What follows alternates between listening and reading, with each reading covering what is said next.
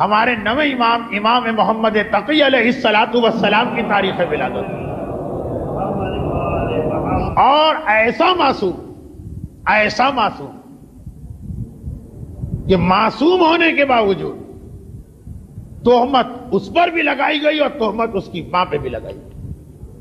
ہمارے چہاردہ معصومین کے سلسلے میں ہمارا نواں امام اس اعتبار سے بہت ہی زیادہ مظلوم ہے کہ یہ وہ امام جن کی والدہ پہ تہمت آئی تھی۔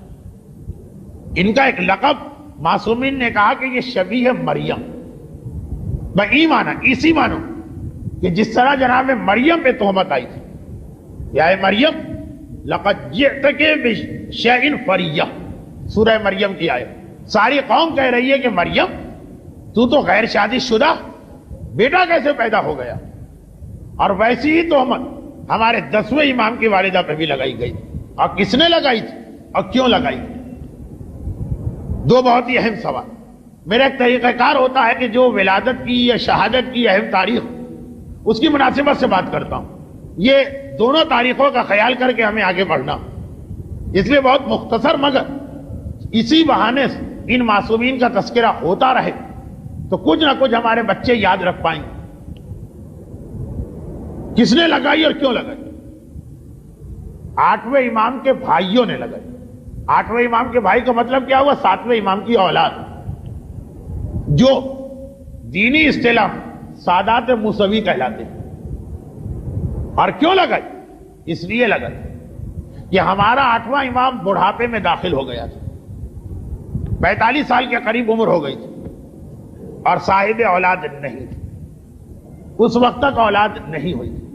اب بھائیوں کے دل میں یہ خواہش پیدا ہو، ایک لالچ آئی کہ اگر اسی طرح سے مرتے دم تک یہ بے اولاد رہے تو شریعت کا مسئلہ ہے کہ کوئی شخص اگر انتقال کرے اور لاولد اور والدین بھی زندہ نہ ہو تو اس کی جائیداد بھائیوں کو ملتی ہے۔ ساری جائیداد قریب آتی نظر آ رہی ہے، کیونکہ گروہ معصومین 50-55 یہی اوسط عمر چل رہی تھی، اور ہمارا 8واں امام اس کے قریب پہنچ چکا۔ بھائیوں کی آنکھوں کے سامنے ایک مرتبہ مستقبل کے سنہری خواب آنے لگے، اور اسی حوالے سے ایک چھوٹی سی بات کہتے ہیں، ائمہ طاہرین صاحب جائیداد، بڑی بڑی جائیداد، اتنی بڑی کہ اس قسم کے واقعات پیش آ گئے۔ 100 200 500 روپے کے اندر اس قسم کے جھگڑے نہیں کھڑے ہوتے۔ اور یہ بھی بتا دیا جائے کہ یہ خالی 8ویں امام کی بات نہیں، شروع سے باغ فدق میں بھی اس کے پیچھے کوئی چیز چھپی تھی۔ چھوٹا سا مختصر سا ایک باغ ہوتا تو کسی کو ضرورت نہیں تھی اس کے حوالے سے اپنے آپ کو تاریخ میں اتنا بڑا مجرم بنانے کی۔ وہ کوئی اتنی ہی بڑی جائیداد کہ کہا کچھ بھی ہو جائے ہم یہ خطرہ مول نہیں لیں گے کہ آل محمد معاشی اعتبار سے طاقتور ہو اور ہمارے مقابلے میں۔ وہاں سے لے کے 8ویں امام تک علماء کے بارے میں جو قوم کی توقع ہے کہ لنگی اور بنیان پہن کے زندگی گزارے، کسی درخت کے نیچے رہیں، جوتیاں چٹکھاتے رہیں، کسی بھی وجہ سے اگر ذرا سی حالت بہتر ہوئی تو لاکھوں تہمتیں لگ گئی۔ اور ہر ایک مثال دیکھا معصومین کو دیکھا کہاں ہے، معصومین کو پڑھا کہاں ہے، ان کے حالات سنے کہاں۔ باغ فدق سے لے کے 8ویں امام کی جائیداد تک اتنی کہ سارے بھائی، سارے نہیں اکثریت دشمنی پہ اترا، اور جب ان کی امیدوں پہ اوس پڑ گئی کہ 8ویں امام کے یہاں بڑھاپے میں اولاد پیدا ہوگی، تو براہ راست 9ویں امام کی والدہ ماجدہ جناب سبیکہ، جن کا تعلق سوڈان سے تھا، براہ راست ان پہ تہمت لگا دی کہ یہ ہمارے بھائی کا بیٹا ہے ہی نہیں۔ ایک ایسی بات اہل بیت سے متعلقہ کہ اسے بیان کرتے ہوئے بھی شرم آتی اور اس کی تفصیل میں جاتے ہوئے بھی دل دکھتا، اسی لیے اشارہ کر کے آگے بڑھ رہا ہوں۔ ایک الزام آیا، ایک تہمت آئی، اور جناب مریم جیسا الزام آیا۔ خود 9ویں امام ان کے بیٹے، ان کا مسئلہ یہ تھا کہ ان کو ویسا امتحان دینا پڑا جیسا حضرت عیسیٰ کو دینا پڑا۔ ایک عجیب موافقت، ماں کو اس امتحان سے گزرنا پڑا جو مریم کا امتحان تھا، بیٹے کو اس امتحان سے گزرنا پڑا جو عیسیٰ کا امتحان تھا، گرچہ ان دونوں کا رتبہ ان دونوں سے بلند۔ عجیب، وہ ماں بیٹا، یہ ماں بیٹا، وہ کیا؟ اب دیکھیے میں اس مسئلے کی زیادہ تفصیل میں نہیں گیا، صرف چند اشارے کرنا مقصود تھا۔ اور بیٹے کو کس امتحان سے گزرنا پڑا؟ حضرت عیسیٰ کا کیا امتحان؟ حضرت عیسیٰ کا پہلا امتحان یہاں سے شروع ہوا، قوم نے ان کو نبی ماننے سے انکار کر دیا۔ کیا کہہ کر؟ کیف نکلم من کان فی المہد صبیا۔ یہ بہت اہم حصہ پڑھ رہا ہوں، میرے آئندہ درس کا ایک بہت دلچسپ واقعہ اس کے اوپر۔ قوم نے کہا اس کو نبی مانے جو گہوارے کا بچہ، جناب عیسیٰ کی کم سنی اور کم عمری پہ اعتراض ہو گئی، ان کی نبوت کا انکار کیا گیا، اور یہی امتحان نویں امام کو دینا پڑا، اس لیے کہ نویں امام کی عمر مبارک فقط 8 سال کی تھی جب عہدہ امامت ان تک پہنچا۔ 8 سال اور ساری کائنات کی ہدایت کی ذمہ داری ان پہ آ رہی۔ چنانچہ بہت سے لوگوں نے ان کی کم سنی کی وجہ سے ان کی امامت سے انکار کیا، حتیٰ یہ کہ ان کے اپنے چچا، ایک چچا، 7ویں امام کی اولادیں کتنی ہیں؟ 62 تو تاریخ میں نام لکھے، ایک چچا اعتراض کیا، اور اعتراض بھی ایسا کہ باقاعدہ جو نویں امام کا عہدہ تھا لوگوں کو آ کے مسائل بتانا۔ 8ویں امام تو چلے گئے دارالخلاف، ان کی مسند مدینے میں، جس دن مدینے میں 8ویں امام کی شہادت کی خبر ہے، ان کے بھائیوں میں سے 8ویں امام کے بھائیوں میں سے ایک جن کا نام جعفر تھا، وہ آ کے اپنے بھائی کی جگہ پہ بیٹھے اور سلسلہ شروع کر دیا جس طرح امامت لوگوں کو مسئلے بتاتی۔ 8 سال کے نویں امام گھر کا دروازہ کھول کے باہر آئے اور بڑے جلال کے عالم میں اپنے چچا کے دامن کو پکڑ کے چچا کو ہٹائے۔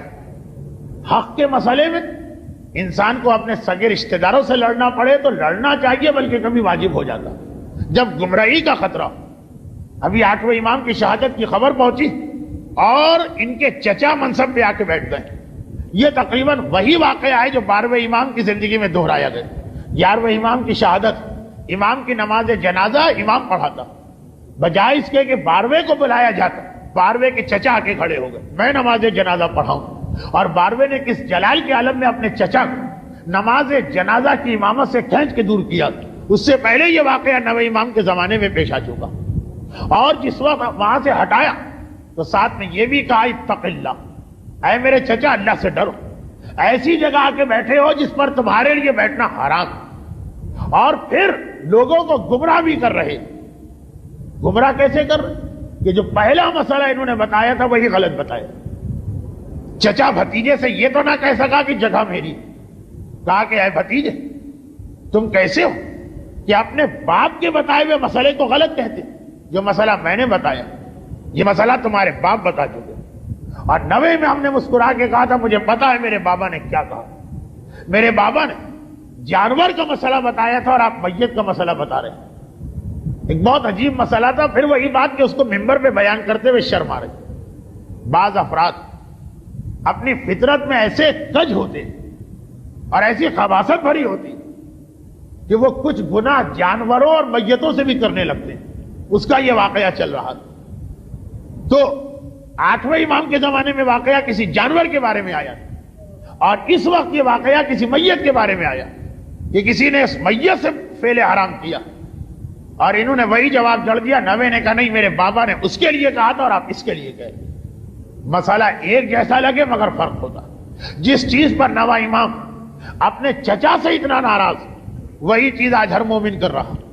کیا مطلب؟ ایک جگہ کا مسئلہ دوسری جگہ جا کے جوڑ دیتا۔ پورا واقعہ تو آپ بہار میں پڑھ لیجئے۔ بہرحال بہار الانوار معصومین کی حالات کی جو کتابیں، اس کا اردو ترجمہ ہو چکا، ایک بڑا اچھا کام ہو گیا۔ 9ویں امام کے حالات پوری بہار 110 جلدوں میں تو ترجمہ نہیں ہوئی، مگر حالات چارزہ معصومین میں سے اکثر جلدیں اردو ترجمہ ہو چکی، جس میں 9ویں امام کے حالات ہیں اور اس میں یہ واقعہ بھی لکھا۔ خیر، مومنین نے کرا، دیکھیے کیا کہا، میرے بابا نے مسئلہ بتایا تھا جانور سے بدفعلی، اور تم نے اس کو ملا دیا میت کے بارے میں۔ جس چیز پر میرا 9واں امام اتنا ناراض کہ مجمع عام میں اپنے چچا کو ٹوک کے ان کی غلطی بتا رہا، آج ہر مومن نے اس کو اپنا طریقہ بنا لیا۔ الا ما شذ و ندر، سوائے ان لوگوں جو آنکھیں بند کر کے صرف حکم امام کی پیروی کرتے. مثلا زکوٰۃ سونے اور چاندی میں واجب، وہی سارے مسائل کرنسی نوٹ پہ لائے جاتے. پوچھا جائے یہ دو الگ چیزیں ہیں، روایت میں کہیں تذکرہ ہے؟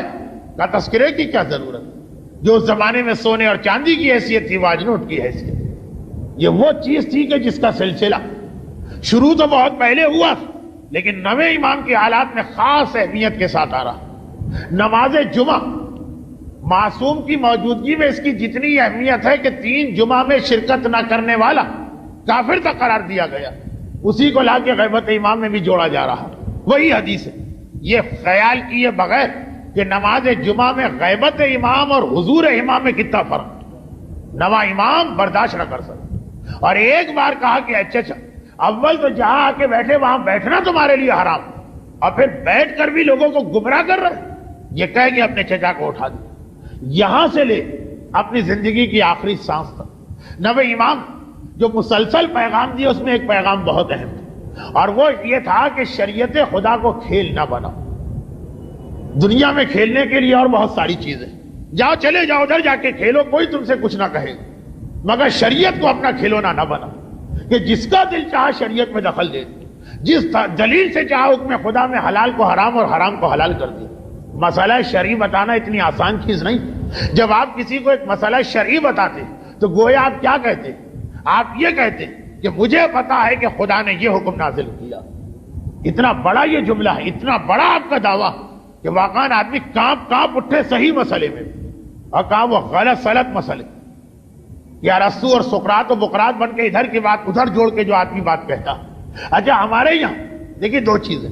ایک یہ چیز کہ کچھ لوگ ایسے ہوتے ہیں ہر مسئلے میں ٹانگ اڑانا اپنی ذمہ داری سمجھتے ہیں، اور ایسی ذمہ داری کہ بڑے سے بڑے براجے کی توہین کرنے میں ان کو کوئی باک نہیں. اچھا اس کے برعکس دوسرے لوگ بھی ہوتے. یہ وہ لوگ جو کسی بھی مسئلے کی تفصیل سننا ہی نہیں چاہتے. ان سے اگر کبھی آپ کسی مسئلے کی تفصیل بتائیے کہ انہوں نے آ کے ایک مسئلہ پوچھا کہ بھائی فلاں کا کیا حکم، اور ذرا تفصیل بتائے گا چھوڑیے بھائی آپ لوگ تو دین کو بڑا مشکل بنا رہے، بنی اسرائیل کی گائے نہ بنائیے، چھوٹا سا مسئلہ ہے چھوٹا سا جواب دے دیجیے. لیکن نہ یہ طریقہ اسلام ہے نہ وہ طریقہ اسلام. اور دونوں کی نفی میرے اس نویں امام نے کی جن کی ولادت کا جشن آپ کل منائیں.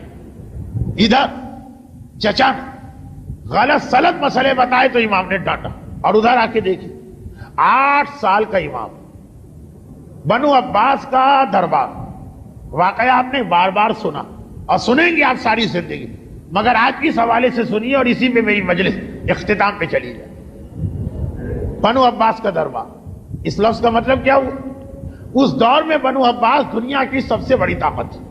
بنو عباس کے دربار کا مقصد یہ ہے کہ دنیا کی سب سے بڑی طاقت کا دربار سجایا گیا، اور 70,000 علماء بلائے گئے، اور ان سارے علماء سے یہ کہا گیا کہ اپنا ایک نمائندہ مقرر کرو جو اس 8 سال کے بچے سے مناظرہ کرے. اور میٹنگیں کرنے کے بعد سب نے یحییٰ ابن اقسم کا نام لیا. ہارون کے زمانے سے یہ آدمی چلا آ رہا ہے بنو عباس کا قاضی القضات یا چیف جسٹس. تقریباً وہی اس کی حیثیت جیسی آج کل وہ عبد العزیز ابن باز سعودی عرب کا مفتی اعظم، وہ نابینا عالم. یہ جو آج میں پڑھ رہا ہوں اس کو ذرا ذہن میں رکھیے گا، آئندہ اتوار کی تقریر میں ذرا ربط ملے گا اور آپ کو بڑا مزہ آئے گا. سب سے بڑا عالم پوری اسلامی دنیا میں مسلم الثبوت، 70-75 سال کی تو عمر ہو چکی، اور 8 سال میرے نویں امام کی عمر ہے جب یہ واقعہ پیش آیا. لا کے بٹھایا گیا، مناظرہ ہونا. مذاق اڑایا جا رہا ہے نویں امام کا 8 سال کا بچہ، اور یہ دعویٰ امامت کر جس کی بنا پہ یہ مناظرہ ہوا. ایک بار امام نے یحییٰ ابن اقسم سے کہا کہ یہ بتا پہلا سوال تو کرے گا کہ میں کروں. بہرحال یہ تو ماننا پڑا کہ آپ فرزند رسول، کہا فرزند رسول آپ ہی پہلا سوال کریں. فقہ میں آسان ترین مسئلے یہ سمجھے جاتے ہیں، نگاہ ڈالنے کے مسئلے. پوری شریعت میں کل 5 مسئلے، جس نے 5 مسئلے یاد کر لیے پوری اس کے پاس شریعت کا یہ حصہ. امام نے یہ آسان ترین مسئلہ پوچھا. آپ کا سنا ہوا اس کے بعد والے مسئلے کے حوالے سے بات کرنا. کہ اچھا سن، ایک آدمی نے صبح سورج نکلتے وقت ایک نامحرم ایک عورت کو دیکھا جو اس کے لیے حرام تھی، دیکھنا حرام تھا۔ چاشت کے وقت، سورج کے چڑھنے کے وقت، جو دعائے ندبہ کا وقت، دوبارہ اسی عورت کو دیکھا، یہ اس کے لیے حلال تھی۔ ظہر کے وقت اس کو دیکھا، اسی عورت کو دوبارہ حرام ہو گیا۔ عصر کے وقت اسی عورت کو دیکھا، پھر دیکھنا حلال ہو گیا۔ مغرب کے وقت اس عورت کو دیکھنا حرام تھا۔ عشاء کے وقت اس عورت کو دیکھنا وہ حلال ہو چکا۔ آدھی رات کو دیکھا تو دیکھنا حرام تھا، فجر کے وقت دیکھا تو دیکھنا حلال ہو گیا۔ 24 گھنٹے بھی نہیں گزرے صبح سورج نکلنے سے لے کے فجر کے وقت 8 مرتبہ نگاہ ڈالی، 4 مرتبہ حلال، 4 مرتبہ حرام۔ 8 سال کا بچہ شریعت کے آسان ترین مسئلے 80 سال کے قاضی القضات اور 70,000 علماء اسلام کے نمائندے سے پوچھ رہا، سر جھک گیا، ماتھے پہ پسینہ آ گیا، ہاتھ جوڑ کے کہا فرزند رسول میں نہ سمجھ پایا، آپ ہی اس مسئلے کو حل کریں۔ اور امام نے حل کی۔ کہا کہ ایک شخص ایک دن صبح کے وقت جب سورج نکل رہا ایک کنیز کو دیکھ، کنیز کو دیکھنا بھی حرام ہے، وہ عورت۔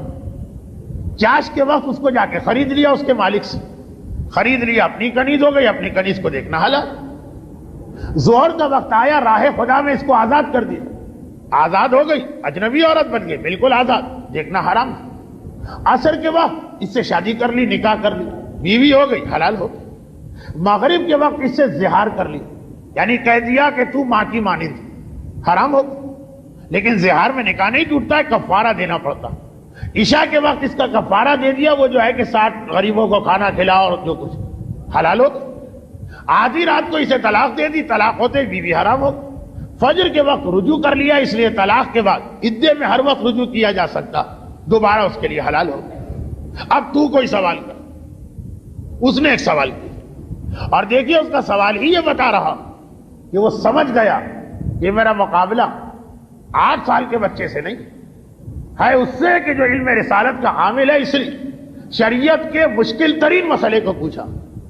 پوری شریعت، حج کے مسئلے بڑے مشکل مانے جاتے ہیں، اور حج میں بھی کفاروں کے مسئلے مشکل ترین مسئلے، بڑے سے بڑے مجتہد سے بھی پوچھیے گا، وہ کہے گا ٹھہر جائیے میں کتاب دیکھ کے بتاؤں کفاروں کے مسئلے کہ کیا کفارہ۔ اس نے سوال وہاں سے کیا جو بتا خود اس بات کا چھپا ہوا اعتراف کہ بچہ نہیں سمجھ رہا ہے، تبھی شریعت کے مشکل ترین مسئلے کو دریافت کیا۔ کہا فرزند رسول، ایک آدمی احرام پہنے ہوئے تھا اور اس نے شکار کر لیا، بتائیے کیا کفارہ۔ امام مسکرائے، کہا کہ تو نے سوال تو کیا، مگر یہ تو بتا کہ جس شخص نے احرام کی حالت یہ شکار کیا تو یہ احرام اس نے عمرے کا پہنا تھا کہ حج کا پہنا تھا؟ یہ شکار اس نے حرم کی سرزمین میں کیا تھا کہ ہل کی سرزمین میں کیا تھا؟ یہ شکار اس نے رات کے وقت کیا تھا کہ دن کے وقت کیا تھا؟ آمدن یہ شکار کیا تھا کہ بھولے سے یہ عمل ہو گیا؟ شکار کرنے والا بالغ تھا کہ نابالغ تھا؟ شکار کرنے والا آقا تھا کہ کسی کا غلام تھا؟ شکار کرنے والے نے پہلی مرتبہ شکار کیا کہ اس احرام میں پہلے بھی یہ غلطی کر چکا؟ جو شکار کیا تو کوئی چوپایا تھا کہ اڑنے والا پرندہ تھا؟ جس کا شکار کیا وہ گھریلو یعنی پالتو جانور تھا کہ جنگلی تھا؟ جو شکار کیا گیا تو جانور بڑا تھا کہ جانور چھوٹا تھا؟ جو شکار کیا گیا تو یہ اپنے عمل پر مصر ہے، ضد کر رہا ہے کہ میں نے صحیح کیا کہ نادم؟ اس طرح سے 17 شقیں امام نے نکالی۔ یہ ایک مرتبہ یحییٰ ابن اقسم مبہوت ہو کے رہ گیا، آنکھیں پھٹ گئی، منہ کھلا کا کھلا رہ گیا، گھبرا کے کہا کہ فرزند رسول کیا ان کی الگ الگ مسئلے ہیں؟ امام نے کہا سن، اور ایک ایک شیخ کو اس کے بعد امام واضح کر رہے ہیں، لیکن جو بات مجھے آپ سے کہنا تھی وہ یہ کہ یحییٰ ابن اقسم نے ایک مرتبہ گھبرا کے کہا فرزند رسول آپ ہی اس مسئلے کی وضاحت کر۔ ہمارے یہاں اگر کوئی شخص کسی عالم کے پاس جائے اور جا کر کہے کہ مولانا صاحب میں حج پہ گیا تھا اور مجھ سے غلطی ہو گئی، ایک شکار ہو گئی، اور وہ 17 میں سے 3 باتیں بھی پوچھ لیں تو سامنے والا چڑ کے کہے گا کہ اتنی آسان شریعت کو آپ لوگ کتنا مشکل بنا رہے ہیں۔ ارے میں نے ایک سوال پوچھا تھا، آپ نے بنی اسرائیل کی گائے بنا دیا، یہی علماء نے تو بیڑا غرق کیا، اسی لیے تو نوجوان نسل اسلام سے بھاگتی ہے، اسی لیے تو لوگ آج کل بے دین ہو رہے ہیں۔ کتنا لمبا لیکچر اس مولوی کو آپ پہ لا کے آ جائیں۔ امام معصوم 70,000 علماء کے سامنے اس ایک بات کو بھی واضح کر رہے کہ مسئلہ پوچھنے کا بھی طریقہ ہوتا ہے، اور شریعت اسلامیہ ایک مسئلے کے سینکڑوں پہلو ہوتے ہیں، ہر ایک کو ذہن میں رکھ کے تمہیں سوال کرنا۔ ادھر اپنے چچا کو ڈانٹا اور کہا کہ اے چچا ادھر کی بات ادھر نہ جوڑیے، یہ الگ مسئلہ تھا، وہ الگ مسئلہ، اور یہاں یحییٰ ابن اقسم کو ڈانٹا کہ شریعت آسان ہے، مگر آسان کا مقصد کاہلی نہیں ہے، آسان کا مقصد لاپرواہی نہیں ہے، آسان کا مقصد سستی نہیں ہے، شریعت کے احکامات پوری تفصیل کے ساتھ عمل کرنا پڑتے۔